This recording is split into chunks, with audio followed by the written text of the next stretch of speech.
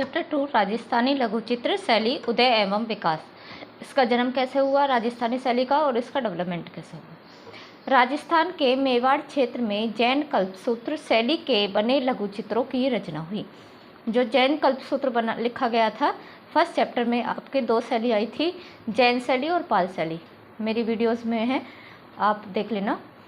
इसमें कल्पसूत्र एक ग्रंथ था, उसे लघु चित्रों के रूप में राजस्थानी शैली में उसकी रचना की गई थी। इन काल में स्थानीय लोक कला रूपों, अजंता गुजरात की महान कला परंपराओं के तत्वों का मिश्रण पाते हैं। और जो ये कला बनाई गई थी, इसमें हम क्या देखते हैं, लोक कला जो वहाँ पर उस टाइम प्रचलित थी उनके रूप देखने को मिलते हैं। अजंता के चित्रों के समान रूप देखने को मिलते हैं। गुजरात की महान परंपराओं के तत्व भी देखने को मिलते हैं। इस कला शैली का विकास और उसका सबसे विकसित रूप 1555 ईस्वी में पालम भागवत चित्रों में देखा जा सकता है। जो इसका सबसे बड़ा डेवलपमेंट है, सबसे बड़ा इसका विकास है, वो 1555 ईस्वी में पालम भागवत ग्रंथ लिखा गया था, उसके चित्रों में देखा जा सकता है, जिसमें राजस्थान की प्रारंभिक कला शैली को विशुद्ध रूप से प्रस्तुत किया गया था। इसमें पालम भागवत में चित्र बनाए गए थे, लेकिन इस शैली के इतने सुंदर चित्र नहीं थे, थोड़ा सा विशुद्ध रूप दिखाया गया था। विशुद्ध रूप मतलब उतनी अच्छी तरीके से विकसित नहीं हुई थी, चित्र बनाए गए थे। धीरे धीरे यही लघु चित्र शैली राजस्थान के अन्य कला केंद्रों द्वारा भी अपना ली गई और धीरे धीरे से ये राजस्थान के अन्य कला केंद्र छोटे छोटे सी उपशैलियाँ भी बन गई और उन पर भी यह अपना ली गई। अब हम राजस्थानी शैली की उपशैलियाँ पढ़ेंगे। सबसे पहले मेवाड़ लघु चित्र शैली। 15वीं सदी के आरंभ से मेवाड़ क्षेत्र में लघु चित्रों की रचना हुई। 15वीं सदी के आरंभ से ही मेवाड़ क्षेत्र में लघु चित्रों की रचना हुई थी। इस शैली का सबसे विकसित रूप पालम भागवत चित्रों में देखा जा सकता है। और अभी मैंने बताया था कि सबसे पहले स्टार्टिंग हुई थी 1555 ईस्वी में पालम भागवत चित्रों के माध्यम से। तो कहाँ पर विकसित हुआ था पालम भागवत? मेवाड़ के उदयपुर या मेवाड़ की लघु चित्र शैली में। सेकंड है बूंदी लघु चित्र शैली। रागमाला श्रृंखला के चित्रों के रूप में बूंदी के आरंभिक लघु चित्र चुनार में बने। बूंदी शैली के चित्र कहाँ पर बने गए थे? चुनार में बनाए गए थे। और किसकी रचना हुई थी बूंदी शैली में? रागमाला श्रृंखला के। थर्ड है जोधपुर लघु चित्र शैली। जोधपुर लघु चित्र शैली कौन सी है? मेवाड़ की परंपरा जोधपुर को विरासत में मिली थी। जोधपुर लघु चित्र शैली की जो परंपरा थी वो मेवाड़ की परंपरा के अनुसार थी और उसे विरासत में मिली थी। विरासत मतलब पहले से ही विकसित थी। यह 17वीं सदी के आरंभ में पली रागमाला चित्रों से उद्घटित हुई और यह भी रागमाला चित्रों से बनाई गई थी 17वीं सदी के आरंभ में। जब 17वीं सदी स्टार्ट हुई थी तभी रागमाला के चित्र बनाए गए थे और तभी ये जोधपुर शैली विकसित हुई थी। बीकानेर लघु चित्र शैली। बीकानेर चित्र शैली में मुगल कला तत्वों की भरमार है।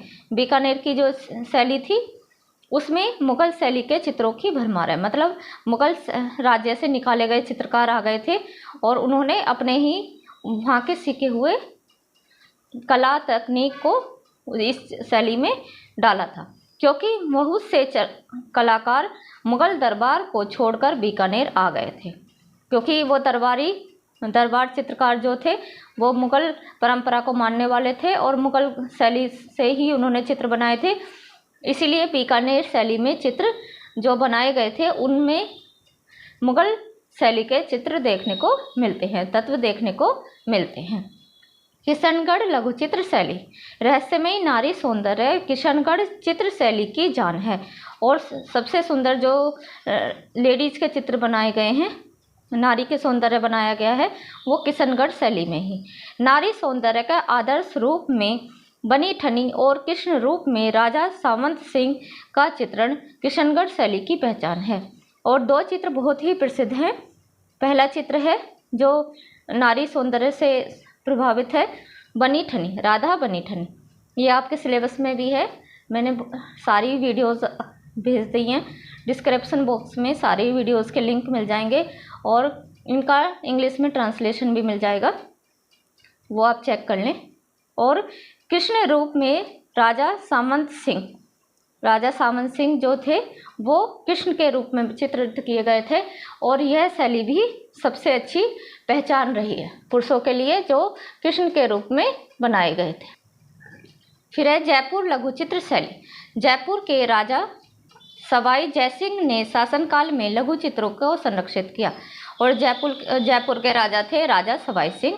उन्होंने अपने शासनकाल में चित्रों को संरक्षण दिया, मतलब अपने दरबार में चित्रों को बनवाया। जीवंत आकृतियां मतलब जीवित लोगों की आकृतियां बनाई गई थी। गतिशीलता से भरे आखेट के दृश्य अजमेर सांवर की पहचान है।